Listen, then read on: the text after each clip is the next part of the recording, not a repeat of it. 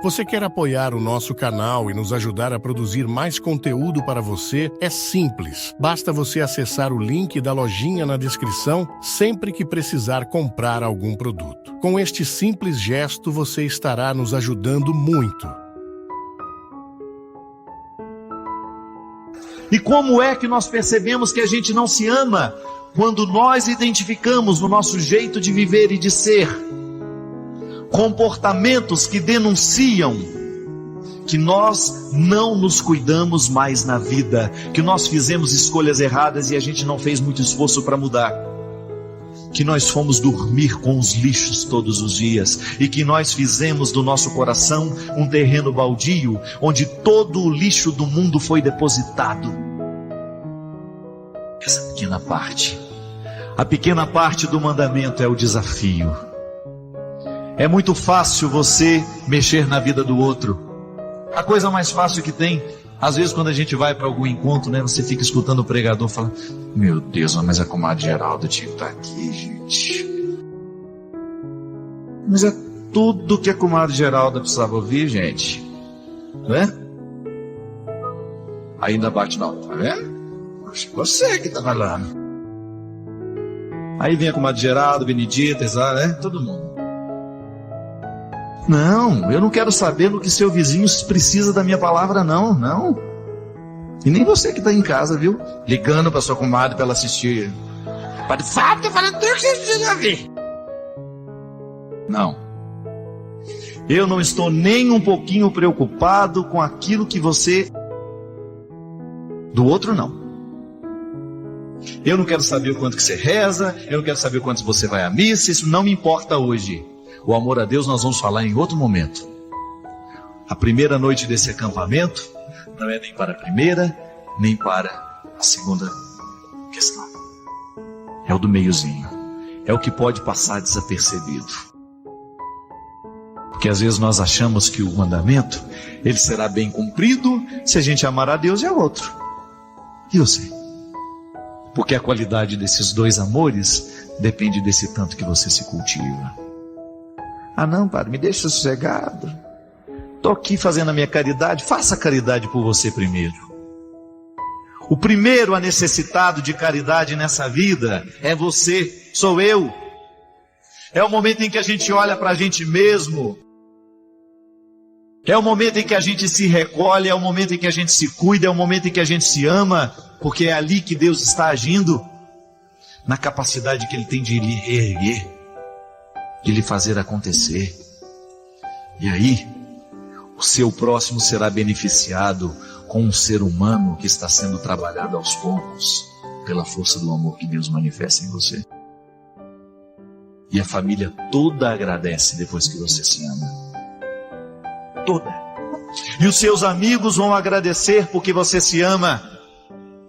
E os seus vizinhos vão agradecer porque você se ama. E o céu estará em festa porque você se ama. Porque onde existir um ser humano realizado, nele Deus estará revelado. Olhe para um ser humano feliz e você pode dizer: Ele está no meio de nós, através dessa criatura aqui. Quantas vezes, minha gente? Quantas vezes você experimentou no seu coração a desolação? E você não foi capaz de amar ninguém. É impressionante o quanto que, quando o desamor, esse desamor que nos destrói, o quanto que ele nos incapacita para olhar com inteligência para Deus e para as pessoas, não é verdade? O quanto que o seu desprezo por você mesmo lhe torna uma pessoa ateia.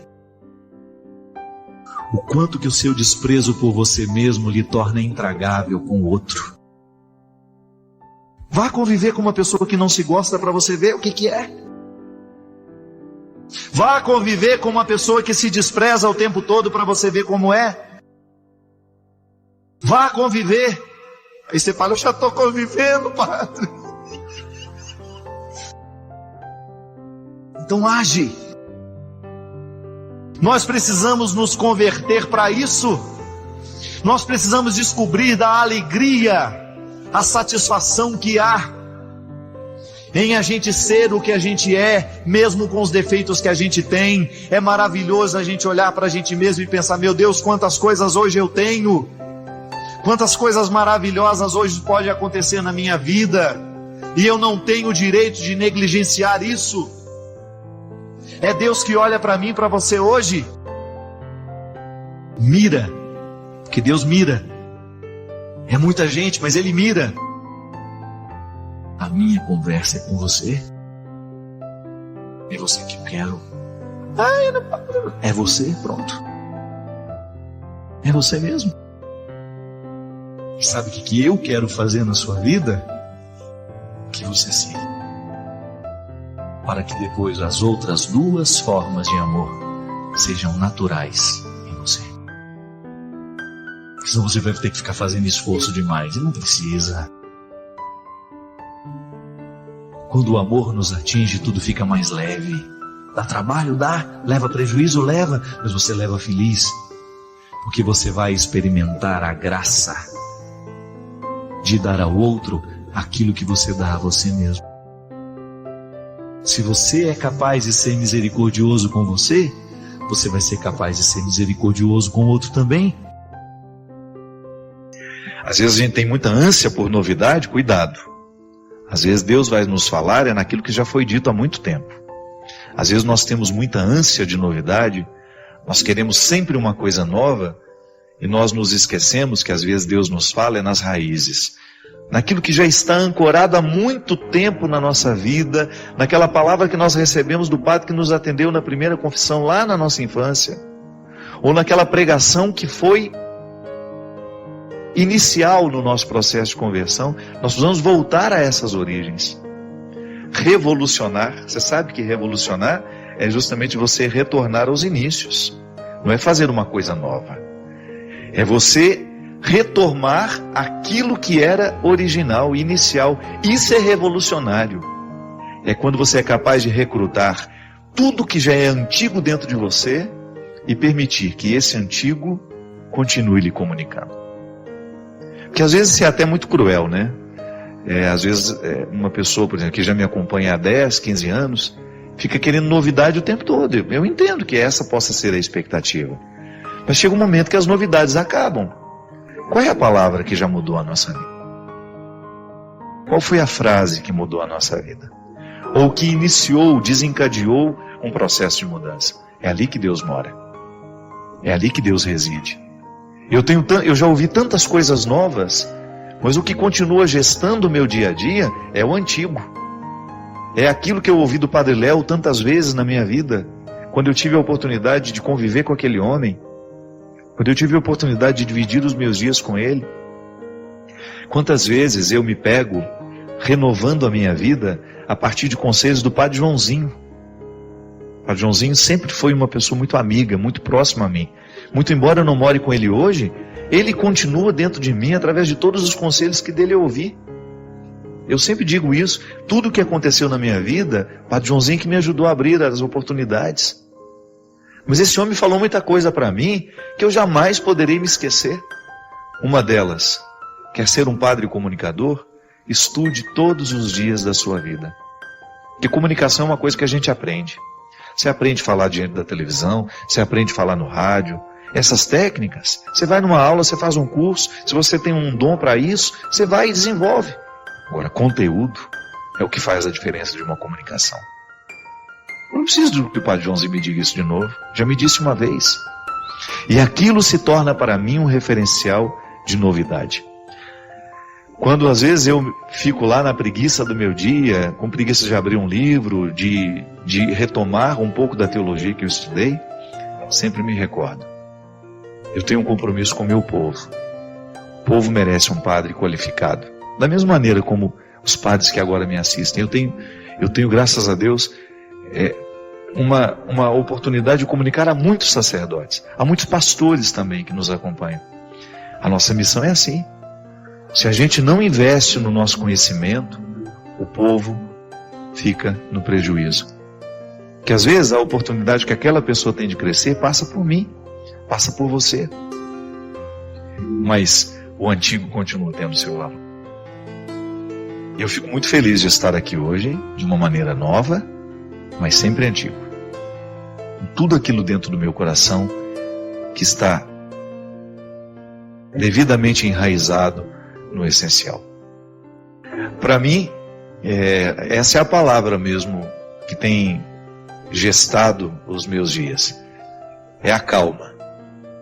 Tanta coisa, você não faz ideia do tanto de coisa que na minha vida saiu do eixo, desde o ano passado.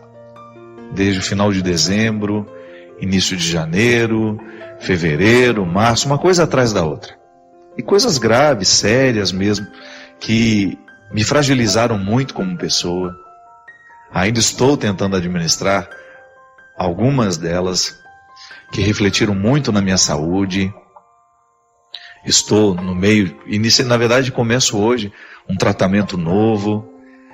Tive a graça de encontrar um médico que me olhou na totalidade, que me viu a partir de exames muito bem feitos, né, laboratoriais, lá do meu povo querido de Petrópolis, uma terra que eu amo muito, e descobri uma série de irregularidades que são naturais de uma vida estressante, que a gente sabe que é problema de todos nós. Não sou eu só que tenho uma vida estressante, você também tem, tenho certeza. Mas a gente precisa cuidar da gente, a gente precisa fazer a gente precisa se olhar com carinho e com calma. Às vezes a gente se olha com pressa demais. E eu achei muito interessante porque quando o médico ele olhava os meus exames, ele olhava com muita calma. E aquilo para mim foi profundamente transformador. Quando eu tive a oportunidade de estar diante dele, um homem muito sábio, apesar de muito jovem, com muita experiência, ele falou uma coisa que me marcou muito. Ele falou: padre, quando a gente começa a ter as manifestações no exterior do corpo, é porque alguma coisa interna já está muito deficitária. Então às vezes a gente não chega nem a manifestar. Claro, às vezes a gente pode engordar, pode ficar fora de forma, pode perder o fôlego quando sobe uma escada. A vida vai nos ensinando, vai nos mostrando. A vida é muito sábia, porque ela tem autoproteção. O corpo é um mecanismo muito interessante. Ele se autoprotege o tempo todo. Então, às vezes, a gente pega uma gripe, porque ele está gritando que precisa descansar. Às vezes a gente tem um processo alérgico, é porque ele está gritando que ele precisa de atenção. Então, naquele momento em que ele olhava os meus exames, ele falava disso para mim. O nosso estilo de vida pode nos matar, como também pode nos salvar na hora certa. Então, se o senhor está aqui hoje, diante de mim, querendo a minha ajuda, eu me disponho a mudar o seu estilo de vida, para que você tenha condições de favorecer o seu corpo, a dar a resposta que a sua missão precisa do Senhor. E eu achei muito pertinente naquele momento da minha vida ouvir alguém que estava cuidando de mim. Eu que tenho como missão cuidar de tanta gente, eu não tenho medido os meus esforços para fazer com que todos os dons que Deus me deu, eu tenha condições de colocar isso a serviço das pessoas. Eu trabalho muito. Mas a gente sabe que dentro desse contexto de muito trabalho, que também é a sua vida, eu tenho certeza disso, a gente precisa das pausas repositoras. A gente precisa se oportunizar o cuidado que nos ajuda a dar conta do fardo que a gente leva. Eu não pretendo parar de trabalhar. Eu não pretendo trabalhar menos.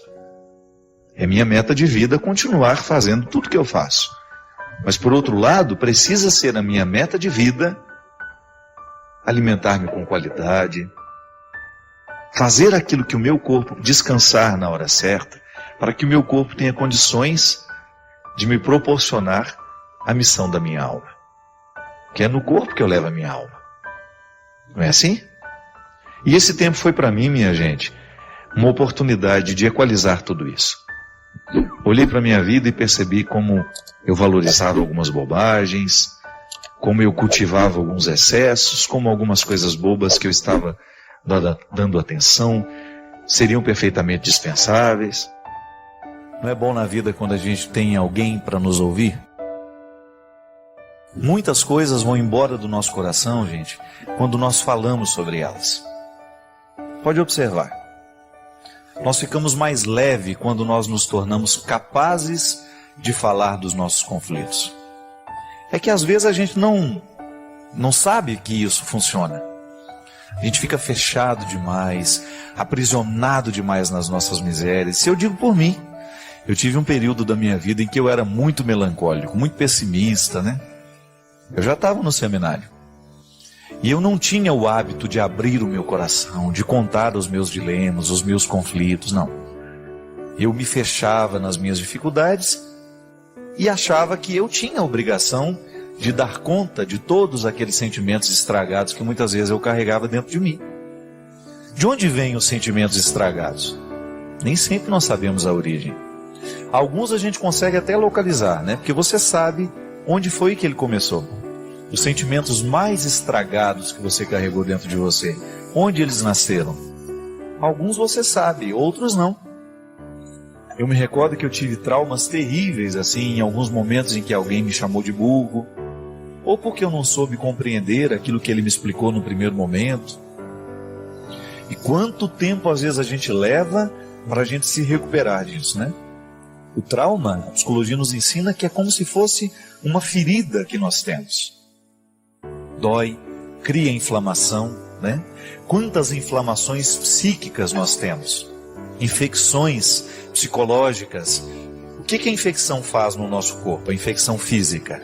Ela adoece uma determinada parte do corpo, né? Porque existem bactérias crescendo.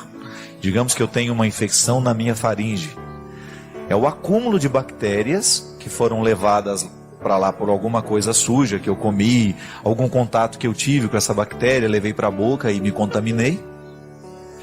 Elas vão tomando posse daquela parte do corpo e vão desenvolvendo ali o que os médicos chamam de inflamação, né? Uma infecção, quando não é controlada, se a gente não toma um antibiótico específico, uma coisinha boba pode se transformar num problema sério. Quantas pessoas eu já ouvi falar que por causa de uma unha encravada, que não curaram na hora certa, depois precisaram amputar o pé, amputar a perna. Já ouviram falar disso? É sério isso. Infecção, se você não cuida na hora certa, ixi, leva embora muita coisa. Só que nós também desenvolvemos algumas espécies de infecções espirituais, né? Psíquicas. Eu não gosto muito de separar o espiritual do psíquico, porque tudo passa no contexto da mente, onde nós processamos aquilo que a gente é, aquilo que a gente acredita. Então, às vezes, nós temos algumas inflamações que foram causadas por palavras destrutivas. No meu livro, Mulheres de Ácido e Flores, tem uma mulher que ela adoece toda vez que ela escuta uma coisa que ela não gosta. E é uma maneira de brincar com uma realidade que é séria, né? Eu criei naquela personagem um pouquinho de todos nós também adoecemos com as palavras. Mas ela tinha uma facilidade muito grande de adoecer por causa daquilo que eu via. Mas nós também adoecemos aqui dentro, quando a gente tem uma infecção causada por um trauma, por alguma coisa que não gostamos. E não são poucas as vezes em que nós somos agredidos, minha gente. É inevitável. Viver é estar com o território aberto. Os outros às vezes nos respeitam, às vezes não. E esse é o desafio. Tem a infecção aí dentro? Como é que você sabe que existe a infecção? Por causa do mal-estar que a gente sente. Não estamos felizes, não estamos satisfeitos. Pode ser que essa infelicidade esteja diretamente ligada a um motivo concreto. E aí você precisa cuidar daquele motivo concreto. Vai lá, trabalha para resolver aquilo. Busca todos os recursos que tem, busca ajuda, conversa, dialoga e vai tentar encontrar uma solução. Mas às vezes não é concreto o que nos faz sofrer. Por quê? Está diretamente ligado a um acontecimento do passado. Às vezes as pessoas que provocaram aquilo em nós já até morreram, nunca mais vimos aquela pessoa e mesmo assim ela continua infeccionando a nossa vida. E às vezes quando você conta para alguém, quando você fala para alguém, isso alivia dentro de você. Porque o antibiótico que cura verdadeiramente essas ansiedades nossas, sabe qual é? É o diálogo. Por isso que nós vamos para os terapeutas. A terapia já é um momento em que a gente já está quase crônico, né? Se a gente vivesse um pouquinho todos os dias de jogar fora o que está nos infeccionando, o que está nos inflamando, a gente vai evitar o terapeuta para corrigir isso depois. Aí a gente vai procurar a terapia por motivos mais leves. Que terapia é bom também, faz bem a nós. Então, quando a gente tem a possibilidade de falar de realidades que estão nos machucando dentro, a gente já começou a resolver o problema. Que às vezes a origem do problema está justamente na nossa incapacidade de dividir o que nos afeta. E nós precisamos, não dá para guardar dentro do nosso coração tudo sozinho. De vez em quando é preciso jogar fora, é preciso desabafar, é preciso chorar. Chorar faz bem demais. Pena que às vezes as pessoas não sabem ver a gente chorar sem perguntar o que está acontecendo. E às vezes você não quer falar, né? Às vezes um choro de meia hora já resolve tudo. Você fica novo de novo. O melhor lugar de chorar que ninguém vai ver é debaixo do chuveiro. E é bom que já ajuda a lavar tudo também. Economiza água, né? Mas você precisa desabafar. Chega de ficar aguardando tudo sozinho. Você também tem o direito de dizer que sente medo. Você também tem o direito de dizer que você tem problema. Que às vezes a gente se constrói assim. Nós ficamos vendendo o tempo todo essa imagem de que nós estamos prontos. Isso é bobagem, gente. Nós vendemos essa imagem de que nós sabemos tudo, que nós estamos sempre, sempre não precisa ser assim não. Todo soldado, por mais corajoso que seja, sempre tem o direito de chorar e dizer que está com medo. Faz parte da vida. Desabafar faz bem. Sabe, eu tenho cada vez mais pensado nisso. Por que que os relacionamentos de internet, esses relacionamentos virtuais, às vezes ocupam tanto a vida das pessoas? Às vezes a pessoa passa horas e horas e horas conversando com pessoas que elas nunca viram na internet. Por quê? Porque aquele anonimato, eu não sei quem é você não sabe quem sou eu, me permite desabafar coisas que com as pessoas que eu conheço eu não sei fazer. Mas veja bem, quando eu procuro um recurso desse, virtual, descomprometido, para poder falar do que está me machucando, é porque eu estou deseducado nesta arte que é de partilhar. Partilha de vida, partilha espiritual, isso faz bem demais a nós, mas é uma arte. Se a gente não aprende desde pequenininho, e aí nós educamos muitas vezes os nossos filhos de maneira errada. Nós ensinamos para eles que eles precisam ser corajosos, que eles não podem ter medo, e nós esquecemos de dizer que eles também têm o direito de chorar, que eles também têm o direito de perder, que nem sempre na vida a gente ganha, e que o nobre é a gente saber perder, é a gente saber reconhecer que está precisando de ajuda, para a gente não ficar uma pessoa orgulhosa que depois, num determinado momento da vida, ninguém consegue ter acesso, ninguém consegue poder ajudar. Por quê? Nós estamos montados no nosso orgulho. Estamos impossibilitando a chegada dos outros. Mas uma chegada verdadeira. Aquela que vem para nos aliviar. Então, parte. E a gente espera que você possa aliviar o seu coração. E eu desejo poder lhe encontrar assim, nesse processo de luta. Cada um lutando no seu tanto, né? O seu canto, o seu tanto. Naquela parcela de luta que a vida nos pede. A luta modifica, né? Há dias em que você vai ter que lutar contra você mesmo. Aliás, eu cada vez me convenço mais, se existe alguém que pode verdadeiramente nos destruir na vida, somos nós. Porque nós é que damos as regras. Nós é que ditamos as regras. Ah, padre, não é bem assim. Venha viver aqui em casa para ver. Não. Quando você vai para viver as regras com os outros, você leva as suas regras pessoais. É dessas que eu estou falando. Porque quando nós temos as regras particulares modificadas, de maneira que a gente esteja sempre agindo em benefício para o nosso crescimento, para as nossas superações, vai ser muito mais fácil lidar com as regras do grupo. É por isso que a conversão é, antes de qualquer coisa, um acontecimento pessoal. Depois você vai até ter repercussões sociais da conversão que você viveu e que está vivendo, né? Que a conversão não termina. Mas este primeiro momento é pessoal, É Deus esbarrando na nossa história, de alguma maneira nos incomodando, né? Criando dentro de nós aquele incômodo bom, que é aquela sensação de inadequação, que vai dando a gente a oportunidade de fazer a purificação de tudo aquilo que a gente pensa sobre nós mesmos, sobre os outros, a maneira como nós nos interpretamos, né? É interessante como Deus modifica isso. Quem está dentro de um processo de conversão, na verdade, está modificando também a maneira como se compreende.